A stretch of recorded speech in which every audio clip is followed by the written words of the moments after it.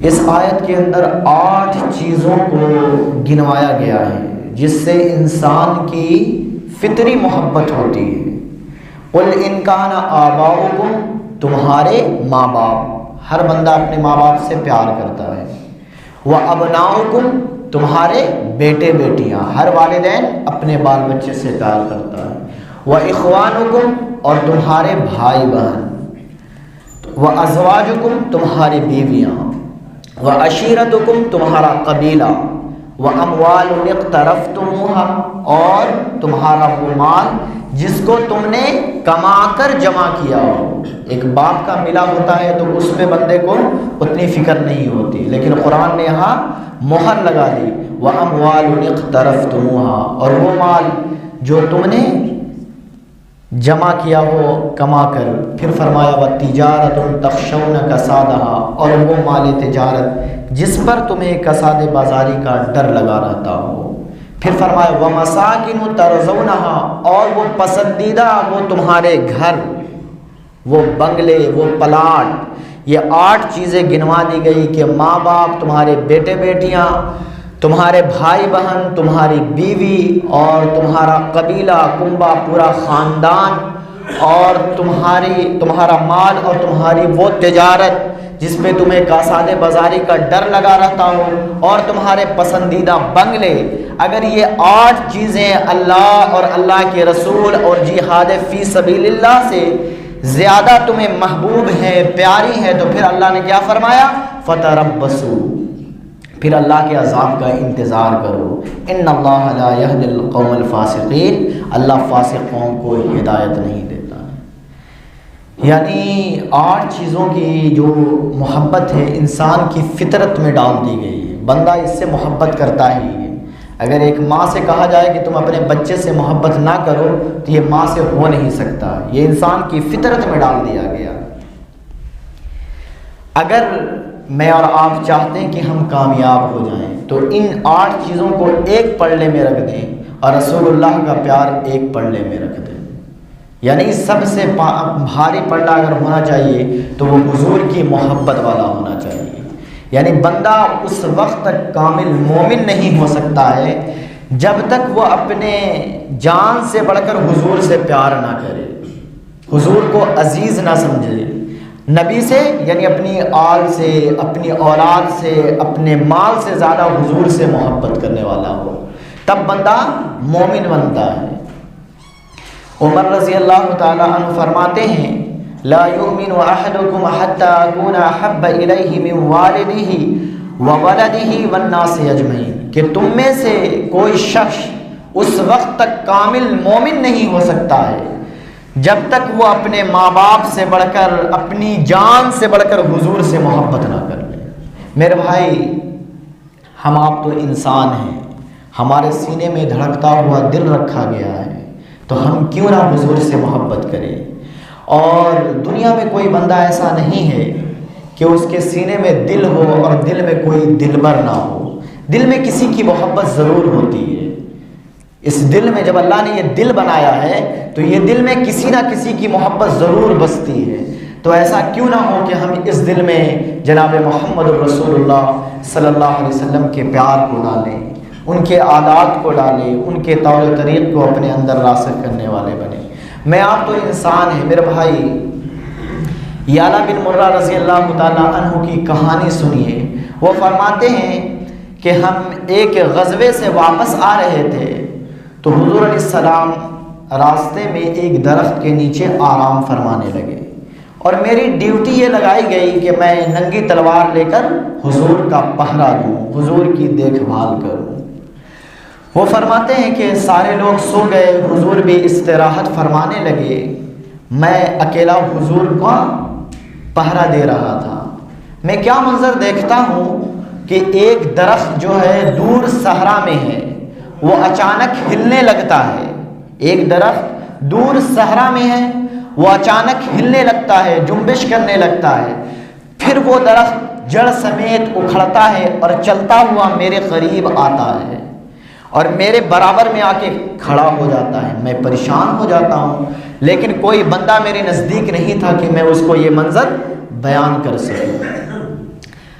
اور حضور استراحت فرما رہے تھے تو میں نے حضور کو جگانا مناسب نہ سمجھا، لیکن جب بہرحال حضور بیدار ہوئے تو میں نے حضور سے سلام عرض کیا اور فوراً میں نے یہ واقعہ عرض کی، یا رسول اللہ کہ آپ استراحت فرما رہے تھے، آپ آرام کر رہے تھے، میں نے ایسا ایسا منظر دیکھا ہے کہ وہ دیکھیں وہ جو دور میں درخت صحرا میں ہے وہ وہاں سے جنبش ہوئی، ہلا اور چلتا ہوا آیا اور میرے برابر میں کھڑا ہوا اور واپس چلا گیا۔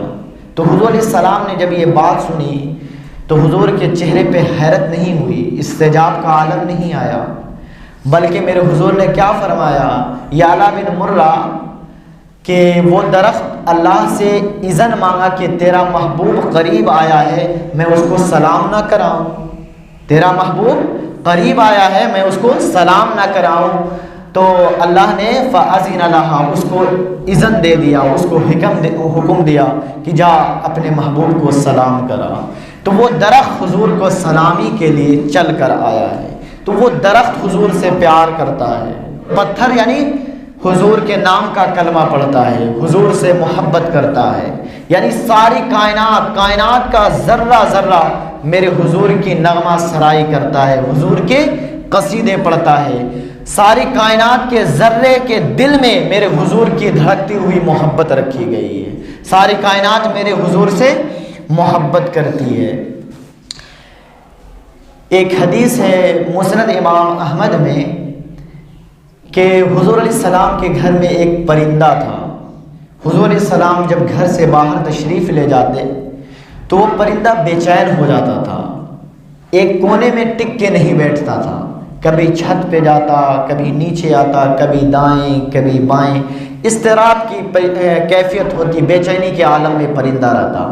لیکن جب میرے حضور گھر میں تشریف لاتے فسکن اس کے دکھی دل کو قرار مل جاتا اور ایک کونے میں بیٹھ کے میرے حضور کا دیدار کرتا تھا۔ تو پرندے میرے حضور سے پیار کرتے ہیں، درخت میرے حضور کو سلام کرنے کے لیے حاضر ہوتا ہے۔ آپ نے حضور کی اونٹنی کا آپ نام جانتے ہیں، میرے حضور کی اونٹنی کا نام غصوہ تھا، جس پہ میرے حضور سوار ہوتے تھے۔ جب میرے حضور کا وصال ہوا نا تو اونٹنی جو ہے تڑپ تڑپ کے حضور کی محبت میں روتی تھی اور اتنا روئی کہ اونٹنی نابینا ہو گئی تھی۔ صحابی بتلاتے ہیں کہ ہم نے اونٹنی کی آنکھوں پہ پٹی باندھ دیا تھا اور وہ تڑپ تڑپ کے حضور کی محبت میں مر گئی کہ جب میرے حضور نہ رہے تو ہمیں کیا کرنا ہے رہ کے، ہمیں جی کر کیا کرنا ہے۔ تو جانور میرے حضور سے پیار کرتے ہیں۔ میرے بھائی، مسجد نبوی ہے، جمعے کا دن ہے اور حضور ممبر پر جلوہ فراز ہیں۔ اب میرے حضور خطبہ دینے کی تیاری میں ہے کہ ابھی خطبہ کے الفاظ ترتیب پا رہے تھے کہ مسجد نبوی پورا بھری ہوئی ہے، ہجوم عاشقاں ہے، ایک کونے سے رونے کی آواز آتی ہے، زار و قطار رونے والا دہاڑے مار مار کر روتا ہے۔ صحابہ پریشان ہیں کہ یہ کون رو رہا ہے، سب نظر دوڑاتے ہیں لیکن رونے والا نظر نہیں آتا ہے، اور وہ اس درد سے روتا ہے کہ حدیث بتلاتی ہے قناقۃ الخلوج، جیسے اونٹنی کا بچہ بچھڑ جائے تو اونٹنی اپنے بچے کے غم میں روتی ہے، جیسے ایک ماں اپنے بچے کے درد میں روتی ہے، اس طرح ایک کونے سے رونے کی آواز آتی ہے لیکن رونے والا دکھائی نہیں دیتا ہے کہ کون رو رہا ہے۔ فنزل نبی صلی اللہ علیہ وسلم عن المنبر، حضور علیہ السلام ممبر سے نیچے تشریف لائے اور ایک سمت چل پڑے۔ حضور علیہ السلام ایک سمت میں گئے تو دیکھا کہ ایک کھجور کا خشک تنا پڑا ہوا ہے، ایک کھجور کا خشک تنا پڑا ہوا ہے جس سے رونے کی زار و خطار آواز آ رہی ہے۔ حضور علیہ السلام اس خشک تنے کے اوپر اپنے دست رحمت کو، اپنے دست شفقت، دست نور، دست رحمت کو پھیرتے ہیں، اس کی ہچکیاں بننے لگتی ہیں، جیسے بچہ ماں سے لپٹ کر روتا ہے ویسے ایک خشک تنا رو رہا ہے حضور کی محبت میں۔ ایسا کیوں ہوا کہ نیا نیا ممبر شریف بنایا گیا تھا حضور کے لیے، پتھروں کا نیا نیا ممبر بنایا گیا تھا۔ حضور اس سے قبل اس خشک تنے سے ٹیک لگا کر خطبہ دیا کرتے تھے، لیکن جب ممبر نیا بنایا گیا تو اس خشک تنے کو دور کر دیا گیا، ایک کونے میں کر دیا گیا، ایک کونے میں رکھ دیا گیا، تو حضور کی وہ جدائی برداشت نہیں کر پا رہا تھا کہ اب تو میں حضور سے جدا ہو گیا ہوں، تو حضور کی محبت میں وہ زار و قطار دہاڑے مار مار کر رو رہا تھا۔ حضور علیہ السلام نے اس خشک تنے کو اپنی آغوش میں لے لیا، اپنے سینے سے چمٹایا اور اس کے اوپر تسلی بھرا اپنا دست رحمت پھیرتے گئے تو وہ دھیرے دھیرے خاموش ہو گیا۔ پھر میرے حضور منبر پر جلوہ فراز ہوئے اور صحابہ کے چہرے کو دیکھا کہ صحابہ کے چہرے پر حیرت ہے اور استعجاب کا عالم ہے، تو کہا اے میرے صحابہ، اگر میں منبر سے نیچے اتر کر اپنے عاشق زار کو تسلی نہ دیتا تو وہ قیامت تک یوں ہی روتا رہتا۔ سبحان اللہ، وہ قیامت تک یوں ہی روتا رہتا۔ تو آپ دیکھیں نا، خشک تنا میرے حضور کی محبت میں روتا ہے۔ یعنی آپ دیکھ لیں، یہ تو پیڑ جس کے اندر حص رکھی گئی ہے، جانور یا درندے ان کے اندر یعنی اللہ نے جان رکھی ہے۔ میرے حضور علیہ السلام پہاڑ کے اوپر تشریف فرما ہوتے ہیں، پہاڑ جھومنے لگتا ہے، پہاڑ جھومنے لگتا ہے، پہاڑ جنبش کرنے لگتا ہے حضور کی خوشی میں۔ تو میرے حضور فرماتے ہیں احد وہ پہاڑ ہے جو مجھ سے محبت کرتا ہے، میں احد پہاڑ سے محبت کرتا ہوں۔ تو ساری کائنات کا ذرہ ذرہ میرے حضور سے پیار کر رہا ہے، میرے حضور کے عشق میں جل رہا ہے، حضور کی آتش محبت میں جل رہا ہے۔ کسی نے کیا خوب کہا تھا، زمین جل رہی ہے، آسماں جل رہا ہے، محبت میں سارا زمانہ جل رہا ہے۔